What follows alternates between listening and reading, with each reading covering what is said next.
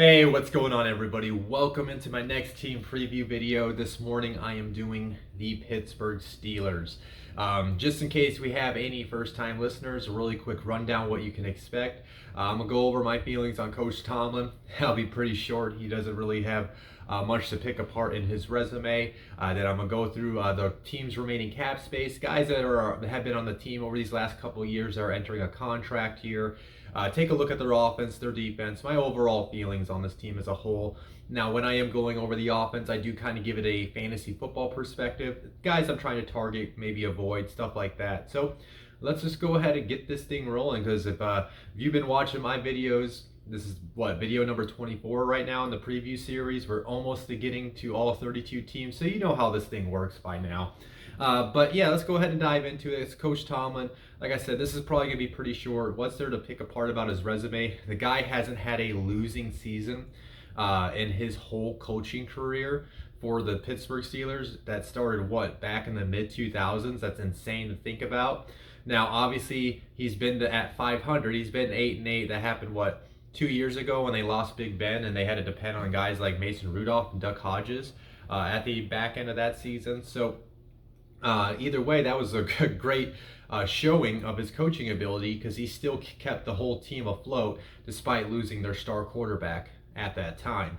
Now, with the new 17-game schedule, it is pretty hard. It makes it literally impossible to be a 500 team. So with that being said, I think he's probably more than likely going to be able to get this team over 500 at that 9-8 record and continue his winning season streak. And I guess if you wanted to pick up anything apart about him, he's kind of like in the same category as far as like Coach Carroll from the Seahawks that I mentioned yesterday. You know, it's like, yeah, he's a winning coach. He's won a Super Bowl. He's been to Super Bowls. But that last Super Bowl he was in was again when they lost to the Packers, and I believe that was in 2011, if I'm remembering that right. So I guess if there was one thing you can pick apart about Coach Tomlin, is it's been a while since the team has went on a deep playoff run in Pittsburgh. So obviously that's what you're probably looking for. But you gotta, if I know that's what the Steeler Nation wants to see, is that deep playoff run. But I mean, you ask any of these other teams out there, like the Lions, the Bengals, those teams that are like been bad for a long time, they would take what Coach Tomlin brings to their to the Steelers, to their organization, if they had the opportunity. But yeah, I guess if there's one thing you can pick apart, is you just want to see him go on a deep playoff run for the first time in a while. But yeah, let's just go ahead and keep it moving then. The Steelers actually have right now the 8th most remaining cap space, sitting at $17.5 million. That's per overthecap.com. I pulled that last night, so that should be as updated as possible. And yeah, they have a number of guys that they probably can work out some type of contract extension for prior to the season. Now, their number one priority, I will go into his stats later in the defensive section, is TJ Watt. He's a defensive player of the year type of candidate on any given year. He's completely balled out. His production has been outstanding over the last 3 years. So that's the guy that needs to get paid.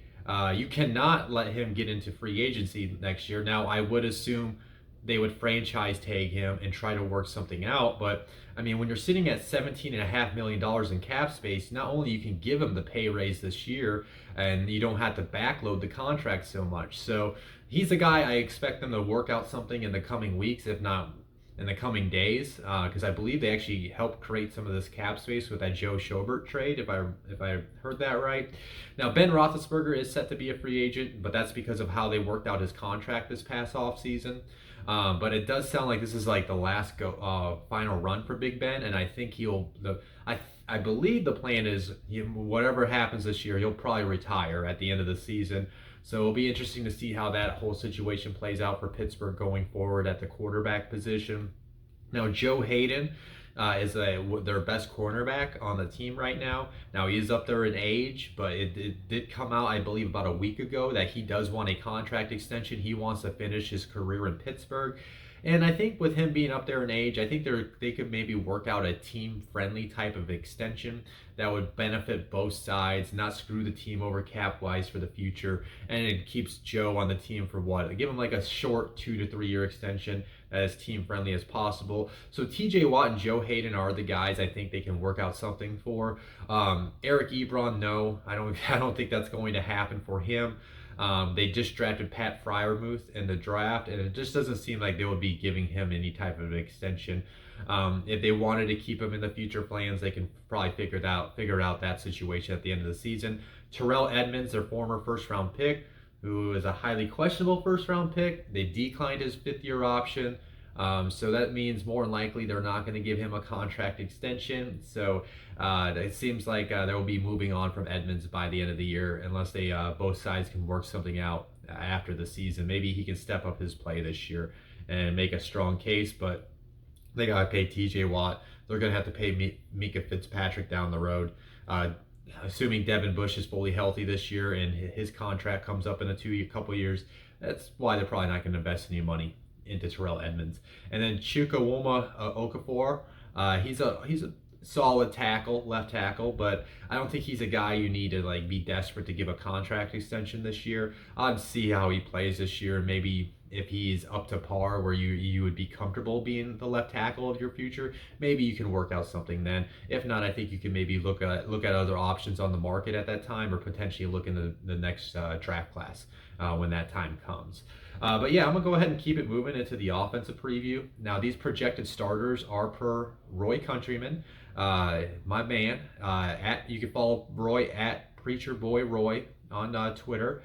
And Roy Countryman is the how do you say this? The mastermind, the creator of the Prospect Encyclopedia.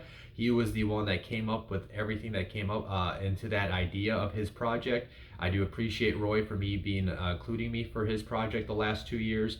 So the Prospect Encyclopedia just got released. You can go order it at prospectencyclopedia.com. And if you see any stars next to these names as I go through the offense and defense, that means there is a scouting report that Roy wrote in the Prospect Encyclopedia. And in order to make the Steelers' top 22 player list, you have to be from the last 3 draft classes. You cannot have more than 12 regular season starts. So these are guys that are still gaining the NFL starting experience. The players on the list range from bottom core special team guys all the way up to superstars, future superstars of the league.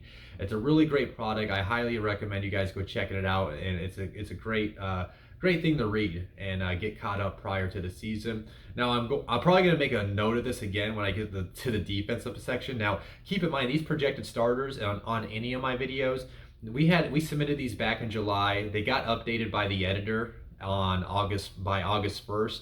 So there are some changes. People may be cut, people may have gotten hurt. So obviously the starting lineups have changed by now. But this still gives you an idea who they were expecting to start entering training camp. But let's start at the quarterback position. Ben Roethlisberger. As I mentioned, Big Ben is entering his probably last year in the NFL, his last hurrah to see if he can maybe go win his 3rd Super Bowl ring. And as far as him, like right now, he's just like, he was on a little hot streak last year because he's got an amazing trio of wide receivers between Chase Claypool, Deontay Johnson, and Juju Smith-Schuster. And he was lighting up the world at the beginning of the year. They went on a 14-game winning streak, I believe, and then they kind of stumbled at the end of the year. They started losing. They lost a few games in December, and then when they got to the playoffs, they ended up getting beat by the Cleveland Browns. So obviously that kind of left them with a bad taste in their mouth. I'm sure that's not how, if Big Ben had any inclination of retiring after last year, obviously that's not how he wanted to go out. So he's coming back for at least one last run. We'll see how he can perform. He's still a solid quarterback at this point of his career. And I think as long as his arm can stay afloat and won't get weak as the season goes, I think he's going to have a strong season. And I do think it helps that they drafted Naji Harris. Hopefully this team won't have to be as pass happy as it was over the last few years. And if Naji can be that bell cow type of back, that's going to make life a lot easier on Big Ben. And plus they can maybe run some more play action effectively when you got a legit back behind him.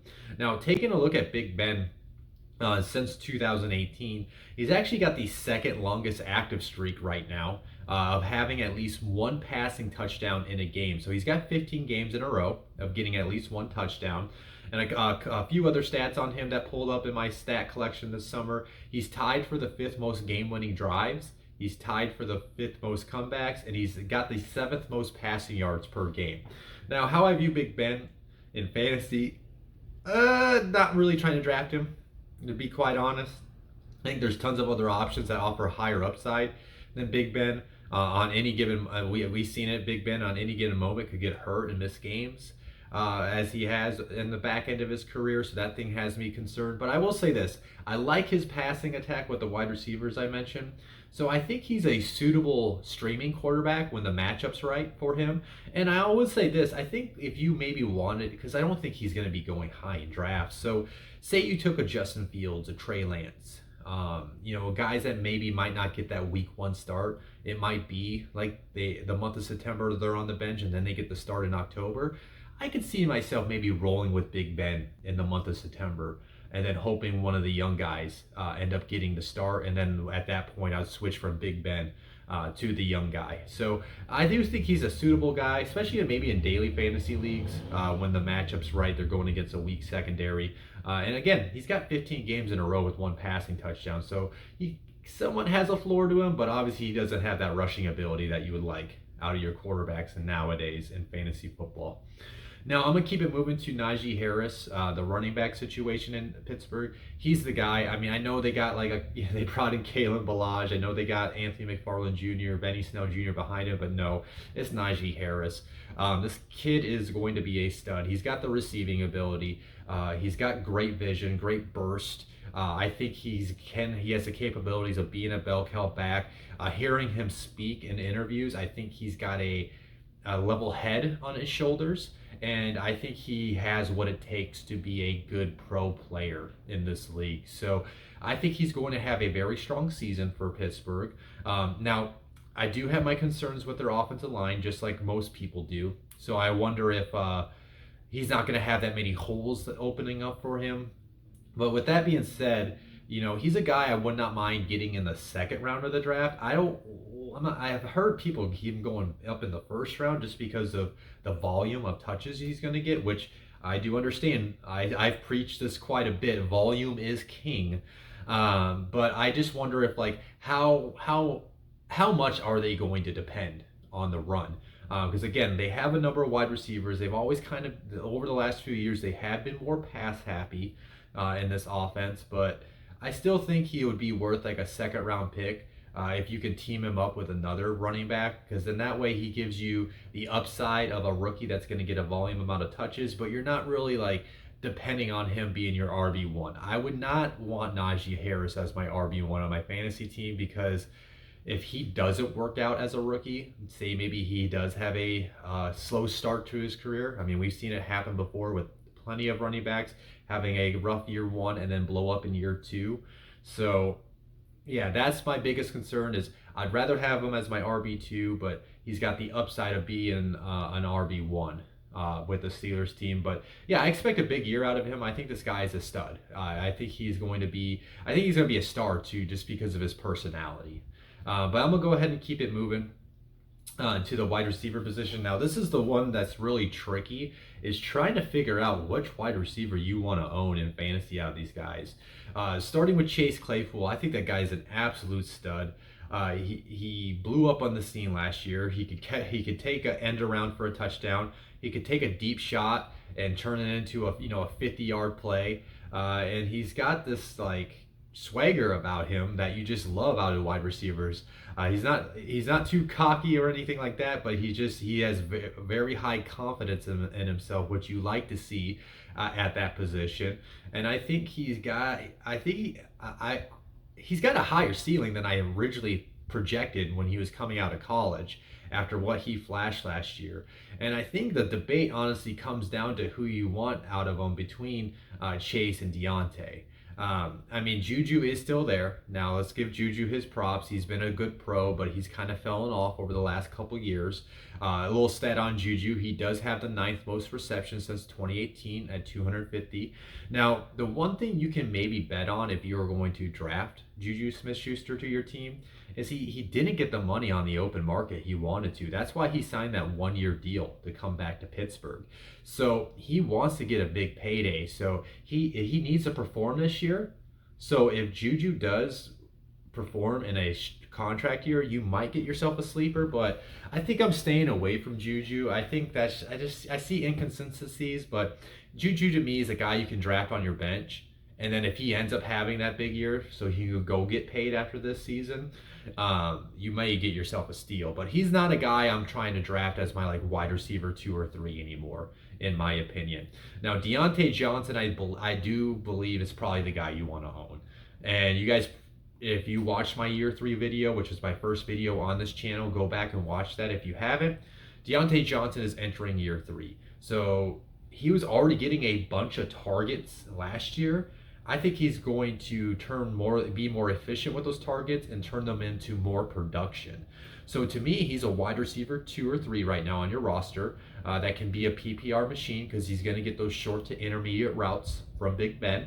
And I think he's going to be able to, with his elusiveness in open space, he's going to be able to get some good yak ability and get those extra yards too. So I kind of slightly lean towards Deontay's the one to own because he's entering year 3. I feel like Chase Claypool though does offer a higher ceiling than Deontay if he can get a significant amount of targets every week. And then Juju to me is like, maybe I don't have a Steelers wide receiver at all. I'm trying to draft for my bench and I see Juju's available. I might take a swing on him. And then they still got James Washington, who I really like coming out of Oklahoma State. He might be getting traded. If he does, watch where his situation, where he lands. He might be worth it in fantasy. And then moving on to their tight end position, they drafted Pat Freiermuth. I don't really expect him to have a big role to be fantasy relevant this year, but he's going to add something to this offense. Maybe at some points they can go 2 tight end sets as they get closer to the red zone. And then in terms of Eric Ebron, Eric, he's a solid receiving tight end, but I think there's too many mouths to feed for you to draft him this year. I do believe he's more of a touchdown dependent fantasy tight end, a tight end 2 touchdown that depends on touchdowns to have a good week. But with that being said, he's been one of the more productive tight ends since 2018. So these stats might convince you to maybe take a swing on him, but let's take a look at Eric since 2018. He's got the 3rd most receiving touchdowns, the 6th most receptions. He's got the 7th most receiving yards. He's got the 9th most fantasy football points per game. And he's got the 10th most receiving yards per game. Of course, those stats are all among tight ends only. So he's been productive, but I think he's getting to that point where his production is going to decrease. I think there's too many mouths to feed. And I think Pat Freiermuth is going to work in the rotation as a tight end as well. So I would not be trying to gamble on that. And then I already talked up their line. Okafor and Zach Banner's like a average tackle situation, so you want to hope they can maybe step up their play. Trey Turner he's been a very good guard in this league. He's dealt with injuries, so you just want to see him stay healthy. But I do think he can help bolster the interior of the line. And then where you get your concerns is I do like Kevin Dotson. I liked him in that draft class. Kendrick Green is a rookie center that they just brought in. So as you see with those stars next to their names, they don't have more than 12 career starts. So they're going to have to still gain that NFL experience. They're going to still have to understand how to deal with veteran defensive linemen in this league. So that could give them problems in the interior of the offense. So I just wonder how consistent their rushing attack is going to be, and then I wonder how their pass protection is going to be, and if Big Ben's going to have to get the ball out of his hands at a quicker rate more times than not. But overall, you gotta like their skill position players. You gotta like their skill position players on this team, and you just gotta hope that that the offensive line can come together. If the offensive line can come together and the skill position players can help out take Ben to the next level, take Ben to, where he doesn't have to be the guy. He just has to be like a point guard and just dump the ball off to all his playmakers. this can be a very good offense.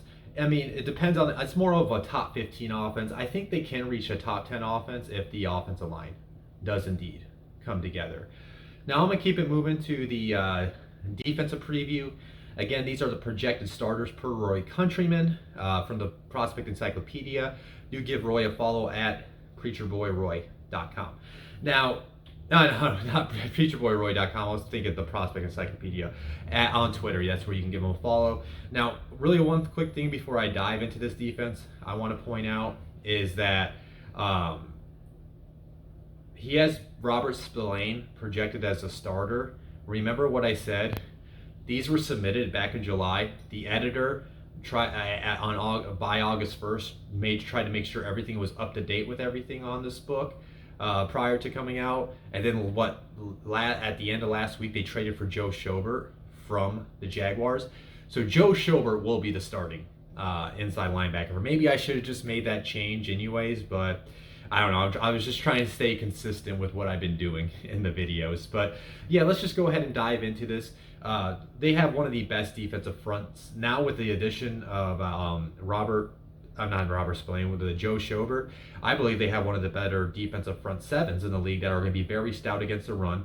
Cameron Hayward is just a stud, and he will beat up offensive lines and get into the pocket and just disrupt things.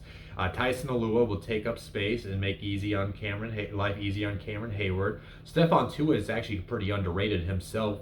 He could have, I think he did. Did he get second team All Pro last year? Or maybe he should have. I'm not sure, but he had a really strong season last year. So you like those three in the interior because they're going to be disruptors alone by themselves. And then you got obviously TJ Watt. Before I dive into him, really quick on the opposite side of TJ Watt, they got Alex Highsmith, who's this young guy that I know Roy's really high on. I like what he showed in college. I think he could be a nice complement pass rusher on the opposite side of TJ Watt. But they also brought in Melvin Ingram from the Chargers, who's going to work in the rotation as well. And they also got Quincy Roche too. So they got three guys they can work in there if Alex isn't delivering in year two. But main thing is TJ Watt. Like I said, the Steelers need to pay this guy and give him his contract extension. Taking a look at TJ Watt since 2018, he's actually got the most quarterback hits. He's got 98, and then he's got the most forced fumbles at 16, the second most sacks at 42.5, and the second most tackles for a loss. The guy's a stud. He's a playmaker. He's a disruptor. On any given moment, he can quickly end third and down situations because he can toss guys to the side. He can hit them with his pass rush moves, and he can chase down the quarterback with his speed. So I don't understand why they haven't paid him yet. Get it done, Steelers. That's all I'm saying. The guy's an absolute stud. Any given year, he can win a Defensive Player of the Year honors.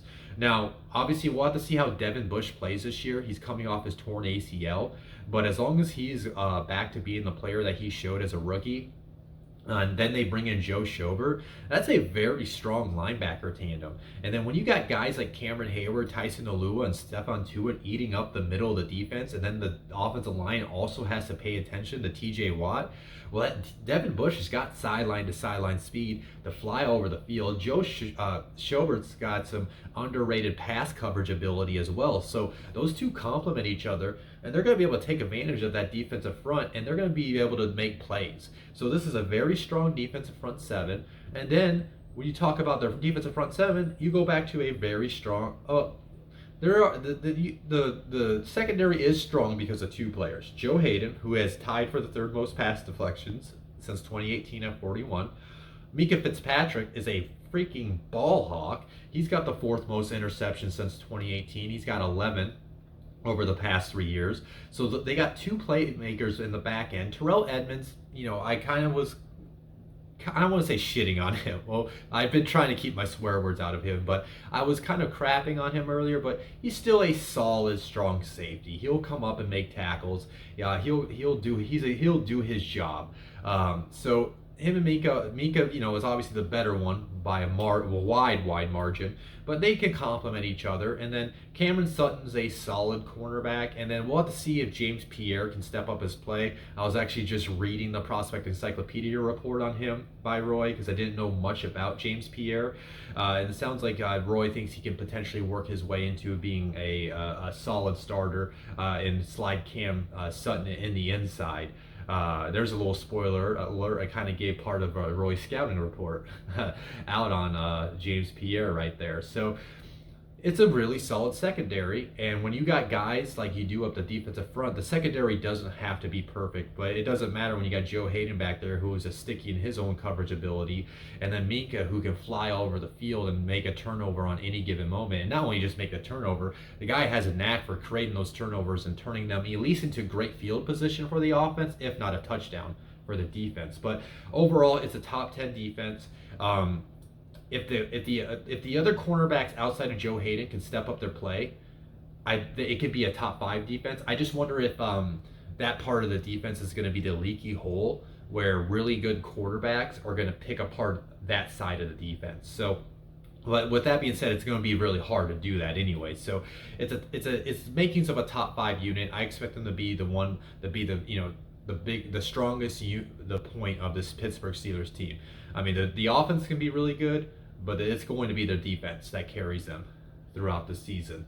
But overall, for this team, yeah, it's a very solid team. I mean, and then keep in mind they got $17.5 million in cap space. Maybe they can make more additions, but they better give TJ that money. So before I go into overall, yeah, I guess I should have said that earlier. But yeah, overall for the Steelers team, I think they got an offense where if the offensive line can just be adequate, if it can just be average, it's a top 15 offense that can actually work their way into a top 10 offense, depending on as long as Big Ben's play can stay consistent throughout the whole entire season. He's got a number of skill guys he can take advantage of in Naji Harris and his 3 wide receivers, and he's still got Eric Ebron you can work in there and Pat Fryermuth. So you gotta like what he has at his disposal to be able to move the ball. And then you're talking about a defense that can be a top 5 defensive unit that has playmakers on all 3 levels of the ball. You got TJ Watt up front and Cam Hayward, Stephon Tuitt, and the other guys. Devin Bush, I think, can be a playmaker in year 3, just barring him just being recovered from his torn ACL last year. And then you got a playmaker in Mika Fitzpatrick. I've said this before in my videos in the past. I believe when you got playmakers on all 3 levels of the ball, you're probably going to be a good defense. So they're definitely a defense you can consider in fantasy football. They do got the Bills week 1, if I remember right, so I don't know if I want that matchup. But yeah, makings of a top 5 unit on defense, makings of a top 10 to 15 unit on offense. So they're just overall a solid team. So I expect them to be competing to win the AFC North this year. I expect them to be competing for a playoff spot. And then as long as they get in the big dance, it's going to be on Big Ben and that defense to see if they can go on a deep postseason run for the first time in feels like years at this point since we've seen the Steelers in the AFC Championship game. So that's what I'm looking for out of this Pittsburgh Steelers team, is them just being consistent, and as long as health doesn't all of a sudden become a concern, this is a team that for no reason should not be in the playoffs either as the AFC North champ or as a wild card team. But yeah, that's my video today, guys. I do appreciate you tuning in to today's video. As always, if you enjoyed today's video, please hit that like button. If you have not subscribed, I ask you please subscribe to my channel. It will put a smile on my face when I see that number go up. I would love to get to 100 subscribers by the time the season kicks off. It's getting closer and closer by day, so I need to start getting those subscribers up. So go tell a friend to check me out. Go check out my other team preview videos if you have not yet. And then the next team I'm doing will be the Los Angeles Rams. I will be doing that tomorrow, so stay tuned for that. Other than that, really quick promotion. Again, the Prospect Encyclopedia is now available. You can go to prospectencyclopedia.com. You can order the whole thing for $15, and what you're getting in that Prospect Encyclopedia is all 32 teams. You're getting the top 22 player list, And remember, to make that list, you have to be from the last 3 draft classes, less than 12 regular season starts. There's more qualifiers in there. And then that's a way you can learn, the upcoming stars prior to the season, get to know the depth charts, get to know the underlying players, core special teamers to future superstars of the league. And it's a great way to just be prepared so you sounds like you're the smartest guy on game day. I always say this is what I'll probably say this multiple times as I promote this, but I always say like what's really cool is like you'll watch an NFL game, right? Number 30 will make a tackle, and you're like, who the heck is number 30? And then you open up the prospect encyclopedia, you look on the list, like, oh, he's the number 15th player. I didn't know about this guy. Then all of a sudden there's a report that you can read about him. It's a really cool thing to do, guys. So please go support us. It's only $15. And here's the great thing. If you're a Steelers fan, you can just buy the Steelers section of the prospect encyclopedia for $1. But you get all 32 teams for $15. So just do that instead. All right, guys, I'm going to go ahead and head out and stop promoting that thing until you buy it, of course. But yeah, I'll see you guys on the Rams video. Peace out.